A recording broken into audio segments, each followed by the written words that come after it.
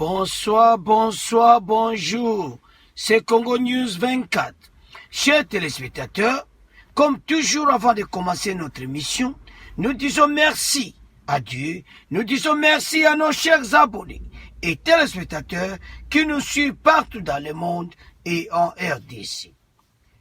À l'ordre du jour, chers téléspectateurs, Kamere a indiqué sur la dissolution, Kamere a lobby bandeko bokoyoka, tokoyoka liso chers téléspectateurs, sur la dissolution du Parlement, makambo oyo mususu yebo yoka bandeko somo, ba message ebele l'émission oyo, lamuka lisusu bandeko, aye kopesa bilan ya fachi, donc eza ya koyinda l'émission oyo, lamuka lobi bilan ya fachi, eze eloko te toko yoka, message wutira lamuka somo bandeko. Alors, bozala connecté émission bandi, tozana ba point belen émission oyo bandeko. Alors, makamba dissolution yindisi, alors eza somo. Alors, tokomi na point na biso to ban émission. Alors, chers téléspectateurs, boyem sa bandeko émission bandi, na point oyo tozo bande émission na biso, ya oyo Janine Mabunda alobaki mabe, do maloba oyo alobaki passe ça qui est passé, donc elle avait mal interprété maloba oyo Fachi alobaki na Londres. Fachi alobaki si ça continue ndako dissoudre le Parlement, mais nde tozomona siko ekomi kezo salama.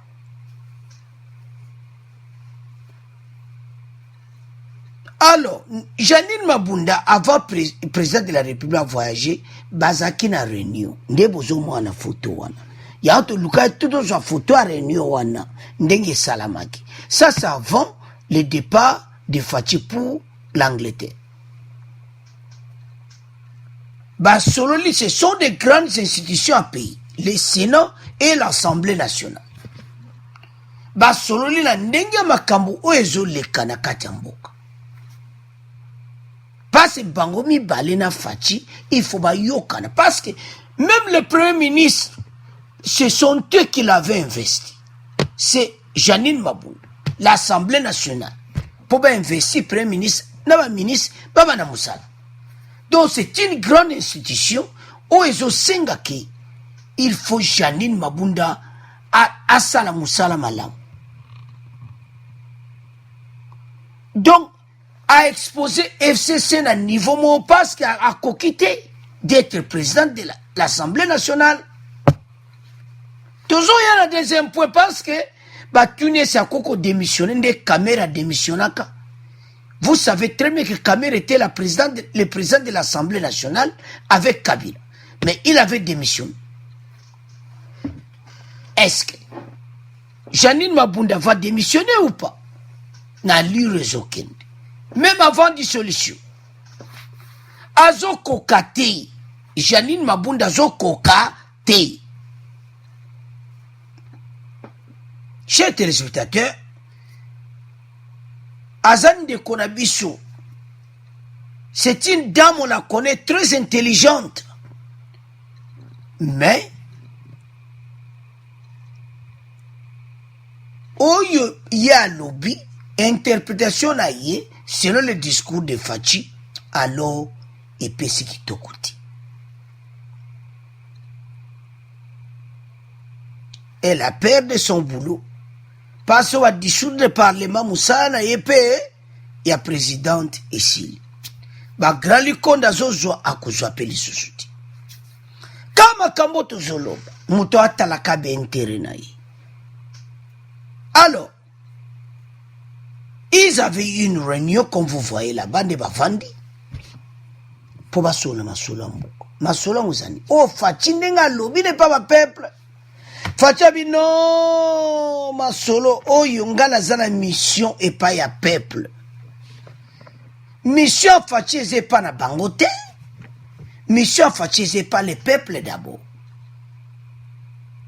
yango facile akuda na peuple alobi mabe wapi tokoyoka olenga nkoi tokoyoka kamere donc bandeko émission eza mobulu tango bokoyoka bango surtout kamere so boyoki bango boloba oh makambo ekomi boye bandeko eza mobulu bango nyonso wana il faut batosa oyo Faci azoloba. Il est le garant de la nation. Il est le président de la République.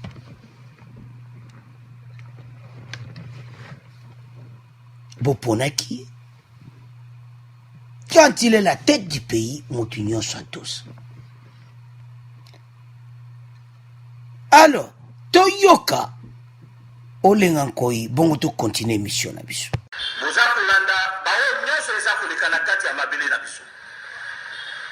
Notamment pour l'adresse au président de la République, chef de l'État, commandant à Mapinga, paix la justice et Amboka Nabiso.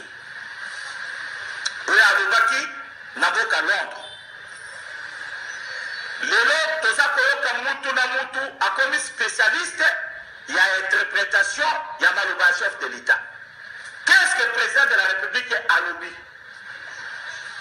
Naba makambo baso etali politique ya mboka ya liboso alobeli yango devant ba congolais oyo baza na mboka mipaya.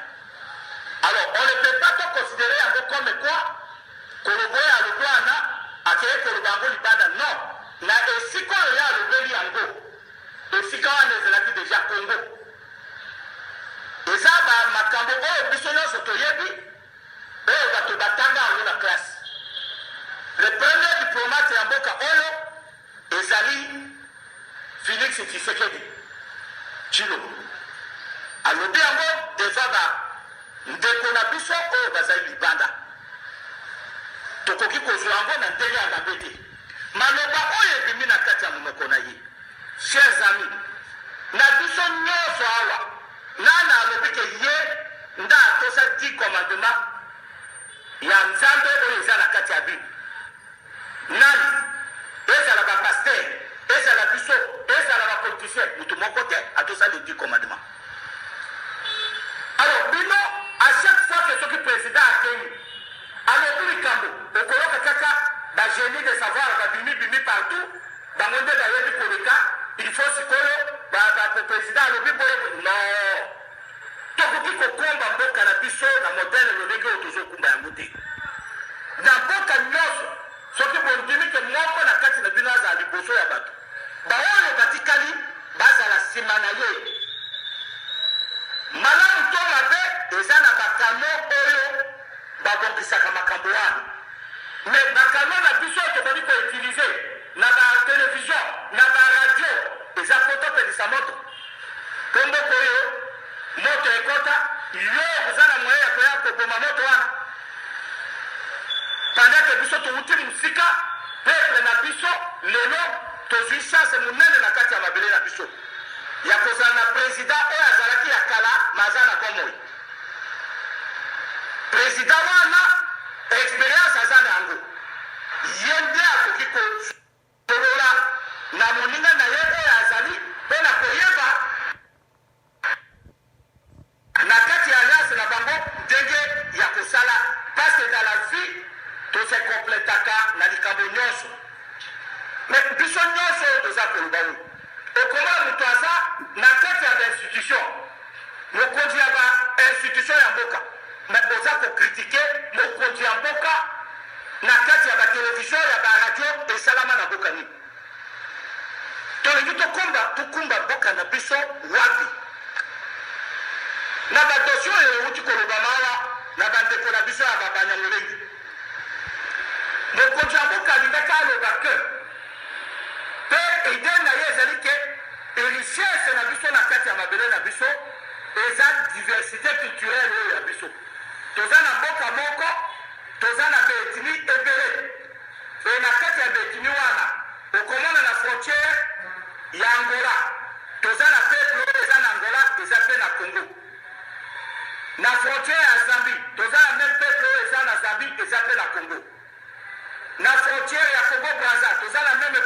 Congo Brazza ezapé na Congo ekala biso. Na frontière ya Soudan du Sud, même le peuple ezakuna bazapé ekala biso. Na frontière ya Uganda, ya Rwanda, ya Burundi. Na ba frontière nyonso parce que toza entouré na 9 pays frontaliers. Tokokuta le même peuple. Alobi, richesse oyo biso toza na yango yango wana. Richesse yango eza diamante, eza or te. Yango nde toza makasi comme États-Unis de l'Afrique. Eloko oyo président alobaki yango wana. Alors na nyonso wana mabe eza wana. Alors, olenganko yazaki clair et belé baza ko interpréter maloba président na ndenge ya mabe. Bazolinga bapelisa moto. Tolobaki na no problème ya Janine Mabunda. Toloba siko problème ya Lamuka pe. Soka le bana bazopelisa moto. Lamuka bazopelisa pe moto.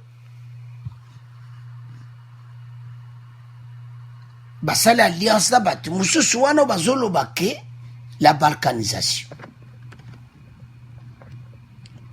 Que Fachi andi Banyamulenge ba Congolais. Le président veut bien expliquer. Tant il y a côté na pouvoir, tous en a voisin bien. Mais il y a le baki teki Batouana a défini cette y a le baka ke bazaba Congolais. A le baki makamebelete. Et puis à le ubel sur après wana, ceux qui ont bako baby ça. Bakozana problème sérieux, ceux qui bako sima mandu qui be tout ça. On l'a encore bien expliqué la frontière nabiso.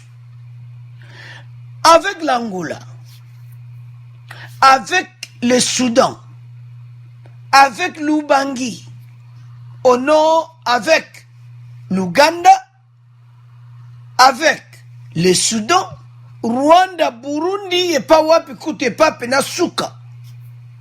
Chez téléspectateurs, la frontière à Mabili, batu bakat sakana bango. Alors, et l'on connaît que Salama un jour,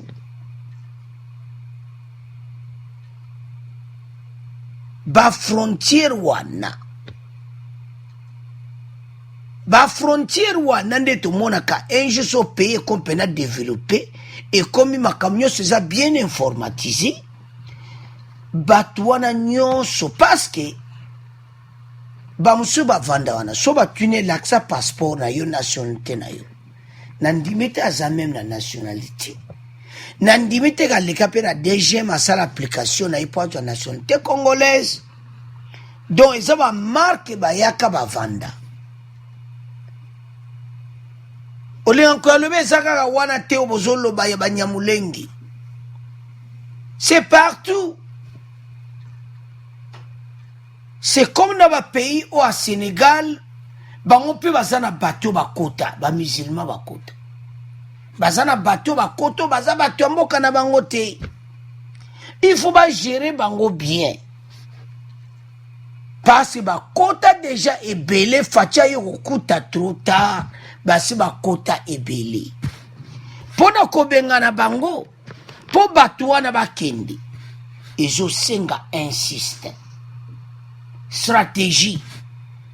Parce que tu pelisa ndenge papa lobi tozo pelisa moto tozo bebisa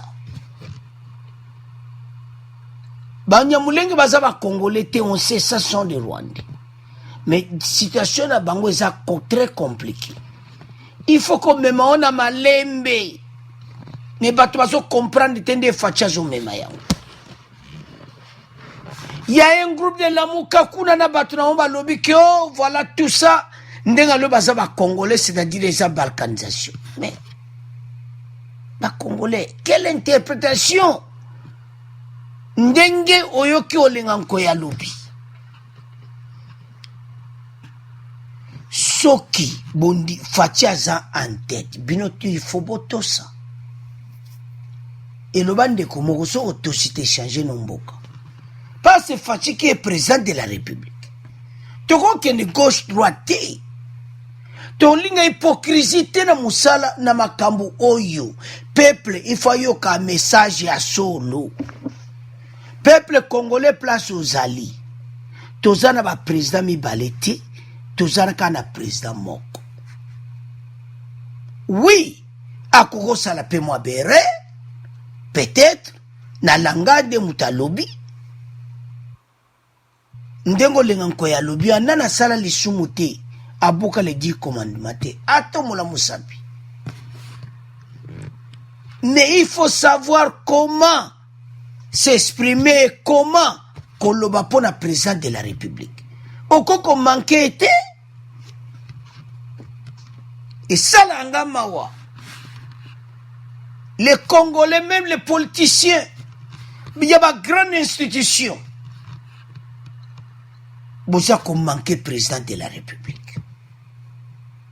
Ça ne se fait pas. Mais Fatia Zabi est belé bako démissionner. Tozo y a un deuxième point. Oya kamere za somo. Tozo ya wan. O tozo no lenganko yao.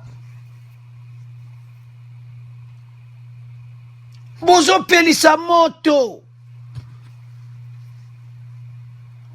Yo ministre FCC ozo samuninga ki ko travaiti.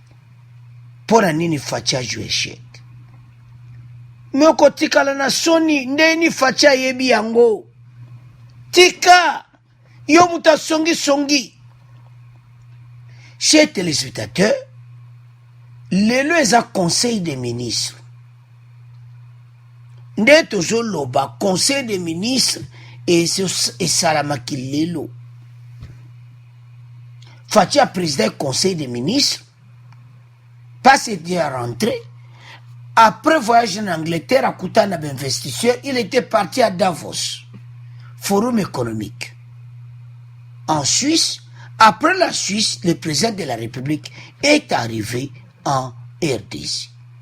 Et directement, il a présidé la session, il y a conseil des ministres. Bazo pesa mbote wana na fatina kati ya conseil des ministres me bazana bango bato ya mystique.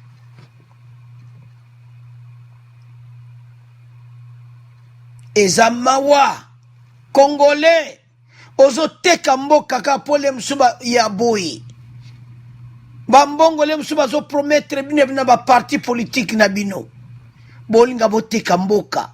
Ozo samuninga no ministre keko salati.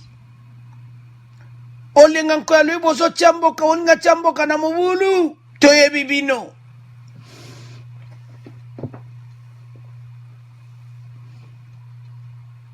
Fachi atelemeli mutu nyonso oyo azo salate. Ebele boza koloba na zotala ba commentaire batu. Fachi azara ba décision te. Azara ba lelo akwesi otolo baka bombe kwe. Et puis kasongo moi ma précis aloba ki clair. Eko sala makalati. Ah, Isaiah Koinda kanga basaki na yo onga député à mboka bui ta papa Fachi indi sango kaka disudra on ada lobby atakudu lendi kaka makamwesila boto tala biloma makele bozotia so ba poche toboki te. Parce boyaki opona mabumu na bino. Ba député nyonso a FCC.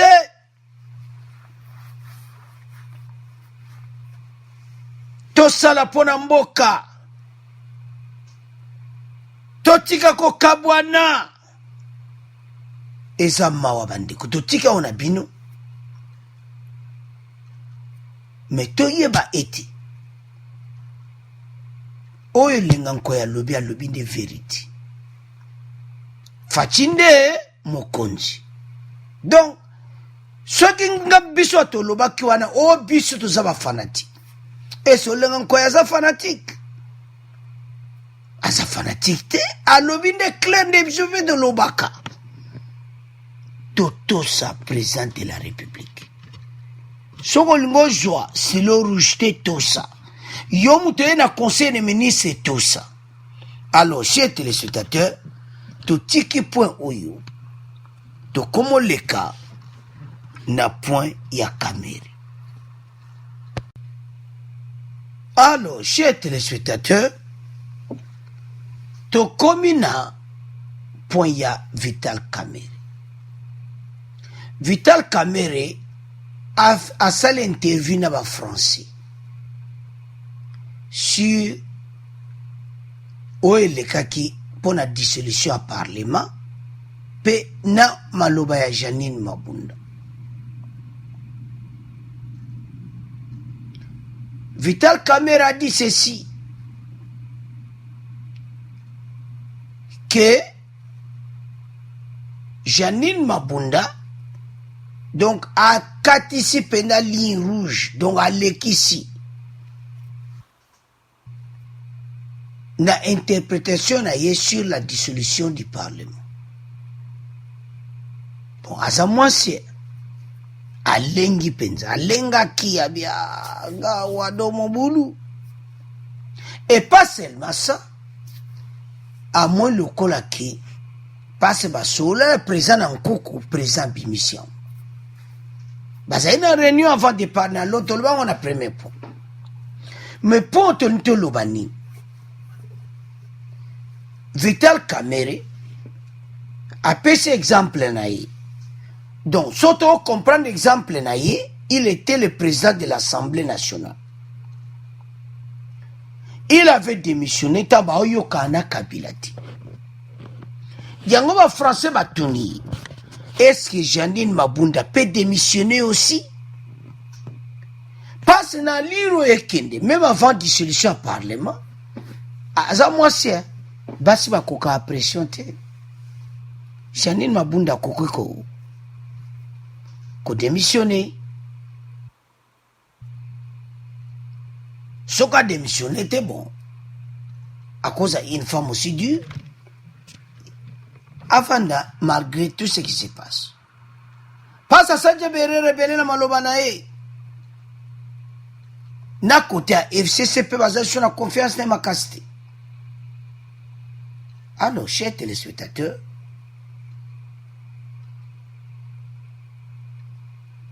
caméra zaki clair na maloba na e. Avina moment où il y a tension politique. Et c'est un moment où il y a la paix ensemble. Basouloula. Caméra évite, mboka na sope na nde makambo ekende, makambo ekovanda. Ayibi. Mikola yepe, azara mwa ba réserve, to évite pourquoi. Yepe alataka mwa kazaka mwa sima fachi. Donc, vous comprenez ça. Parce que pas tu peux à côté la caméra doute. Mais il est là lobby à lobby que avec défendre Fachi. Il est le chef de l'État, respect faisant. Après cet exemple, quand il était le président de l'Assemblée nationale, il y a eu des crises. Il avait démissionné. Est-ce que Janine Mabunda va démissionner comme vous avez démissionné? Parce que c'est comme une attention, mon co Janine Mabunda a un problème côté FCC. Parce qu'il a exposé Bango.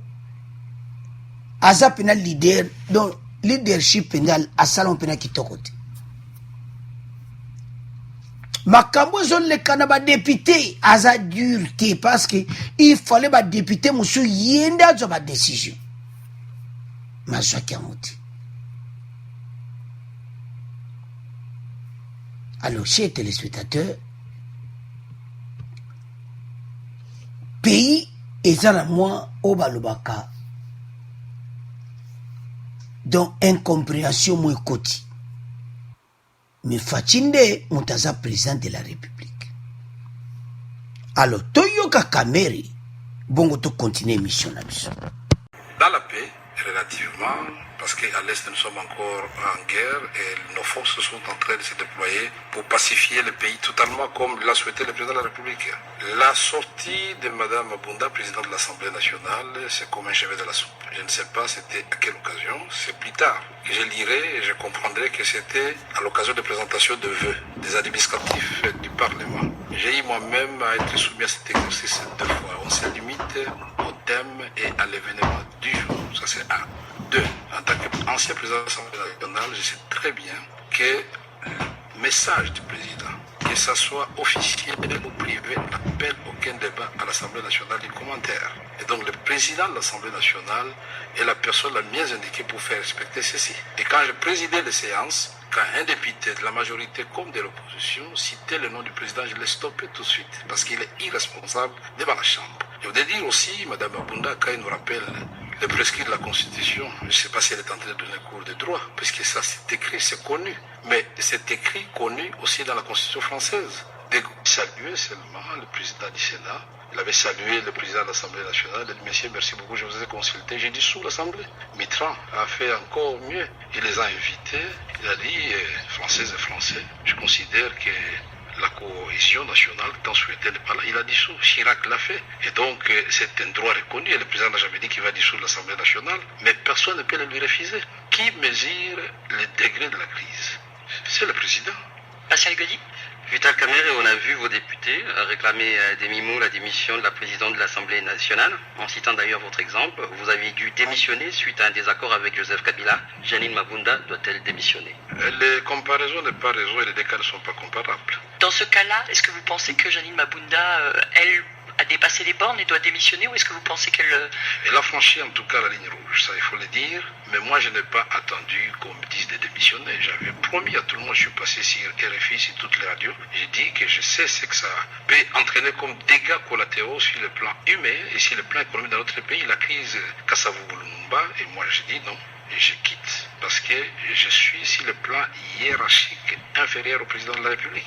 Et c'est une fonction mythique. On ne joue pas avec cette fonction-là, c'est le garant de la nation. On va revenir un tout petit peu sur les déclarations du président Tshisekedi. Il évoquait des blocages, on voit qu'il y a des difficultés pour les nominations. Ce qui était difficile, c'était d'abord d'obtenir le respect de la Constitution. Ça, il faut le dire, c'était un combat, vous avez assisté à ce combat-là, il y a eu des morts dans ce pays. C'est un miracle que nous puissions avoir aujourd'hui un président, ex-président en vie, remplacé par un opposant. Alors, ceci dit, la vie n'est pas une ligne droite, c'est une ligne brisée. Nous aurons des petites crises, nous aurons des grandes crises, mais la force des hommes d'État, la sagesse, l'intelligence, c'est de surmonter ces crises. Mais cela n'autorise à personne de manquer du respect au président de la République, parce que lui, il est respectueux des autres. Quand il invite Mme Mabunda et quand il invite Tambo Mwamba dans son bureau, il parle. C'est une façon de les respecter. Et ce n'était même pas une consultation, c'était dire, voilà, les choses ne marchent pas très bien, puisque le rôle de l'Assemblée nationale, justement, c'est dire, depuis l'investiture du Premier ministre, Ilunga Ilunkamba, le programme adopté à l'Assemblée nationale, le président de la République aurait souhaité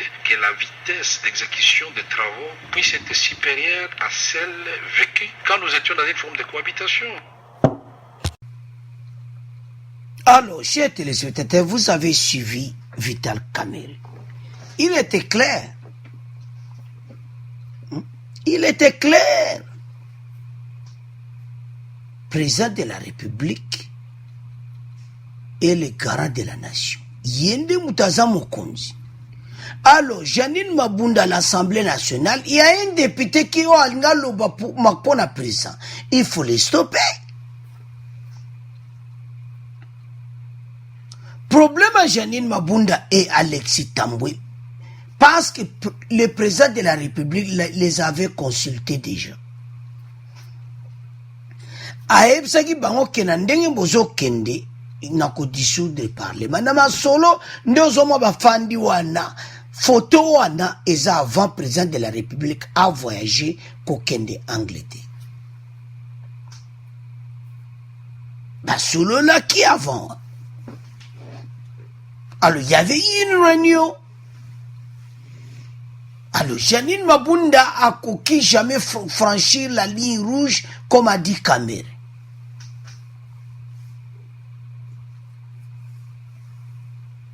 Alors, bah, une question pour la démission. donc na ndenge tozomona Janine Mabunda koposer démission na din na mikolo kaka koposer déposer démission na ye parce que azokoka te kodiriger Assemblée nationale esali FCC soni toyebi te kuna so baponaka bato ndenge nini so bakendaka kuna soki Kabila mutu anomaka bango soki bango moko ba FCC baponaka mutu azala boye on ne sait pas. Alors, chers téléspectateurs, niveau makambo eza kokende eza ya koyinda boyoki kamere donc makambo na ndenge ezokende toza na problème à est efalesi la les Congolais tokoko avancer mboka boye te motema mabe eza na biso Congolais.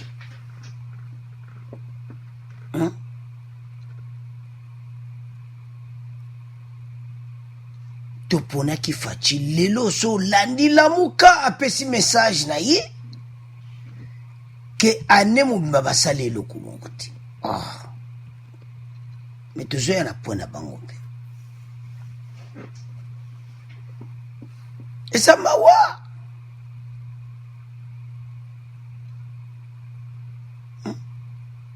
pays un beau pays neti la RDC bato mitema mabe bato bazotravaille mpo na baintere na bango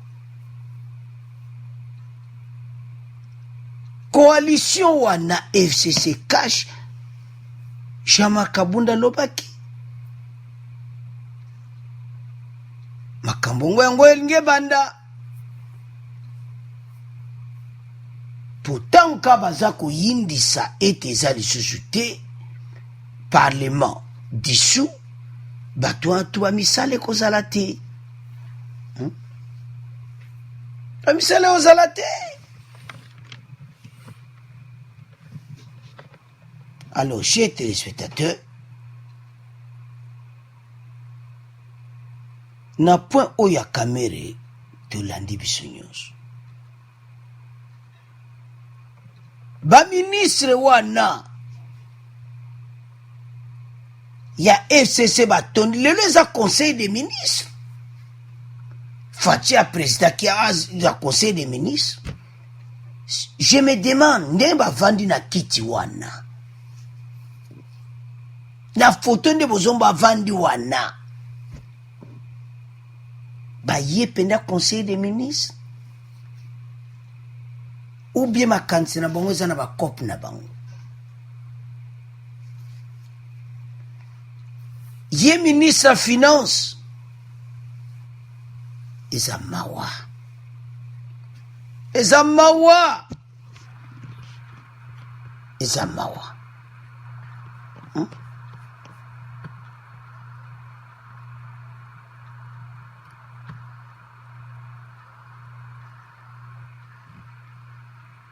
Zamawa parce que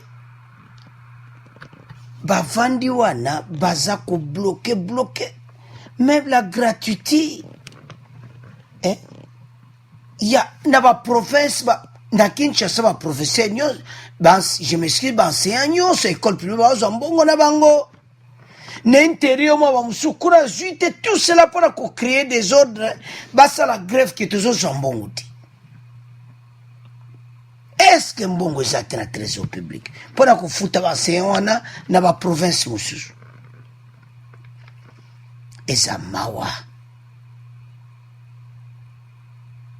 ministre des finances ministre ya défense eza bato ya mibale baza kotia désordre ndenge bavandi wana fo bayeba ete Faci nde moto aza président de la république toyoki biso nyonso me kamera lobi même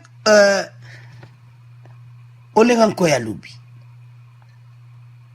me bato batonda na mito ndenge aye wana donc tala tout ça Toto ça passe fatia aozonga simate alira zo kende zapo makambu eyinda peuple azo zela kaka passe na mikolo yo na gratuité ndenge vandi na 1 milliard utokoya gratuité na ndenge vandi pena so dissolution à parlement mais libaya kaka ba ya batu nyonso wana oyo batu baza pour cash bakotia libaya na bango kaka gratuité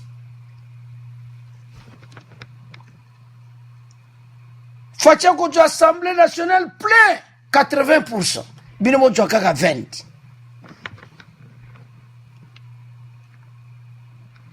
mwana mayele ti lelo seni eza te seni eza te et puis cour constitutionnel quand les mêmes batu bavandi kuna pourquoi tiki bango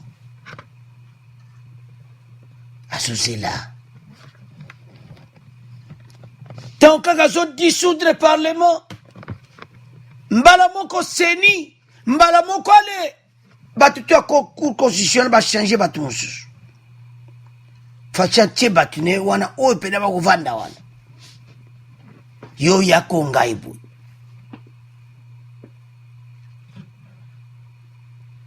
eza mawa tozoya na po alamuka bango mpe batelemi bango eza mawa alors chez téléspectateur donc na nde makambo oyo ekende kala te koyinda parlement eza kozinda faci nde mokonzi toke na po na biso sikoyo alamuka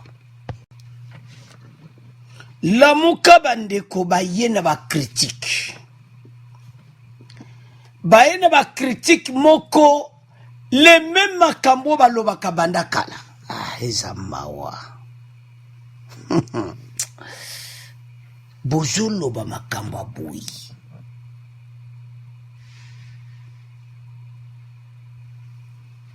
alors lamuka batindi porte-parole la bango Steve Kiwata bango balobi que sur le plan politique c'est la cacophonie au sommet de l'État.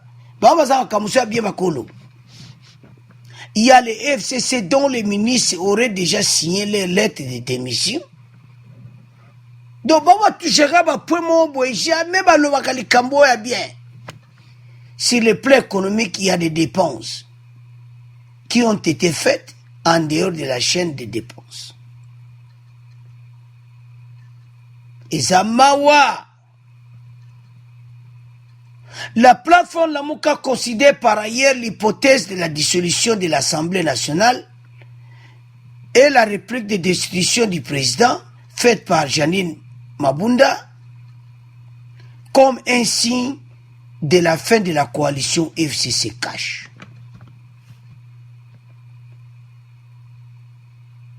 Chers téléspectateurs, Ezamawa. Lamuka le kabri na bien pena bakoko loba.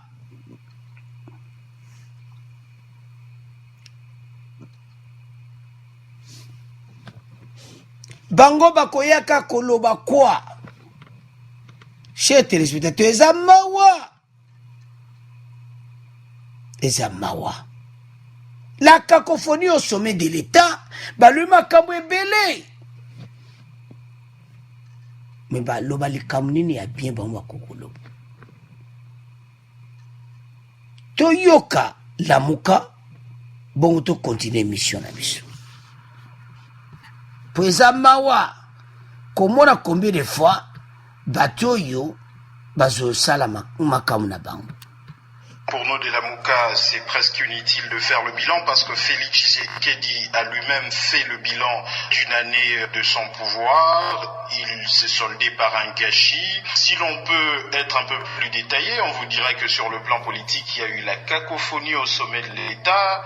Il y a le FCC dont le ministre aurait déjà signé leur lettre de démission. Sur le plan économique, il y a des dépenses qui ont été faites en dehors de la chaîne de la dépense, il y a des affaires de corruption qui n'ont pas été sanctionnées par la justice, la dépréciation du franc congolais par rapport au dollar avec toutes ses implications, la flambée des prix dans le marché, la hausse de frais académiques dans la plupart des universités et instituts supérieurs. Donc globalement, c'est un gâchis total. Et d'ailleurs, ce qui conduit Félix Tshisekedi à penser dissoudre le Parlement en sanctionnant le FCC, et eux aussi pensent effectivement les destituer. Donc c'est presque la fin du deal. Alors, chers téléspectateurs, porte-parole de la Lamuka Steve Kiwata, Oyo Martin Fayulu Muzito, Batindi Ayakuluba. Eza mawa, tuzo kende wapi. Eza mawa, mboka na biso. Inane c'est quoi? L'an 1 de l'ordonnance en RDC. Mais gouvernement, ça n'est pas même. Et c'est facile, va travailler seul. Il fallait le 6 mois. Mais vous avez jugé Inane. Inane est au mois d'août. Avec le gouvernement. Oh, nous sommes les cas. Fachinda za mokonzi. Tout ceci. La mukabarevaka. Bon, na évité. Et ça, on dit ma bête. Mais le message, moi, n'a ndenge leki na mikolo nyonso. Eza mutumwa la muka comme président de la République eza passe. Le mot bimana la muka, mais sozaka na la muka eza passe. La muka comme une image moko bien tebolimis. Na message en landi, il y a des vérités aussi. Toyo eza penana makambo soba le vérité na inane oyo makambo eleki. Mais est-ce que peuple a ce message à la mukana valeur? Parce qu'au départ, les agida ba mensonge belé. Au départ, balingeka batia pays na kao. Mais ba moni ki simbiti. Ba moni ki simbiti pa fachi, ba luki méthode mususu. Alors fachi yeko poata bino nyonso devant le peuple. Yango sali bango nyonso pasi. Et sali bango nyonso pasi. Janine Mabunda zo regretté de maloba oya loba ki. Elle regrette. Oui, a osenga fachi pardon. Fachi a olimbisa mais ndebo yoki na interview à Kamere. Donc Janine Mabunda peut démissionner. Alors, chers téléspectateurs, toujours kende wapi, motema ya boni. Na kati ya mboka na biso batu bakanga ba mitema ba blocage. Bino nyonso bolandi wana. Sans commenter, bolandi la muka. Totika motema mabe. Sur le plan politique, il y a eu la cacophonie au sommet de l'État. Il y a les FCC dont les ministres auraient déjà signé les lettres de démission. Sur le plan économique, il y a des dépenses qui ont été faites en dehors de la chaîne de dépenses. Donc, et ce peuple a croire sur la maloba na bango. Parce que Belé bango laksa contre le président de la République. Mais on a nyonso yo. Muzito, Martin Fayulu, boye bete se fachi nde mukonzi. Mukonzi musu azati. So bino boye te mukonzi musu aza, bozo l'exaler. Mais, soyez sûr que ceux qui va dissoudre le Parlement, fachi ako le kabino na ba député. Pasa sana grand libaya. Oyo bino bozo koka komema libaya wante leki bino na kilo. La gratuité. Les baya wane zalokwa bibende. Onde ba omo ba pese comme béton. Pour les baya wana na kati za na béton. Donc la muka koki li baya wana ti. A koka pe yango jamais. Alors so ba dissous de parlement. Si 500 députés fatia kobima mena ba 400 parce pour le moment bayati AFTC batwara nyonso bakomi nsima faci ebele lamuka bokobimaka na 100 na FCC bokabola 100 wana cash badui tous les 400 députés na Assemblée nationale alors faci yinisa no kaka po tolemi na biso peuple pa lobi ailingi ka oyindisa baza kolenga bamusulero oyo bapromese bopesi boulot ezosila bino kala ti alors chers téléspectateurs dobo comprendre kaka ke boulot elingi esila ebele bakomi bilobaloba alors tokomi orésumé émission na biso tokomi na fait émission. Alors, chers téléspectateurs, premier point tolobaki wana, olinga nkoyi alobeli batu. Donc, alobi penza que bebele interpréta ki maloba président bienti. Et puis a condamnaki Janine Mabunda. Et puis a condamnaki batu si on va travailler et te bato safati.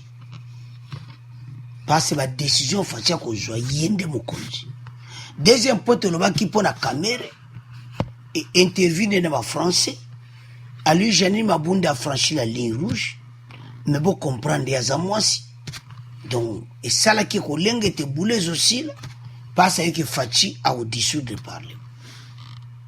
Et on y est pas, le beau comprendre. Mais, et comme anytime, il faut ça maintenant. Donc, nous avons s'attendre. Tu l'as dit, on a un français, caméra, tu ne sais jamais, n'a qu'à démissionner, tu l'as dit. Tu ne sais pas, il y a question pour y avoir qui présent, il y a l'Assemblée nationale, il avait bien expliqué. Parce que pour le moment, tu resterais pena est. Mais il y a et puis, la muka yele suna makamune ya kakofoni au sommet de l'État. Ya gana dossier moko.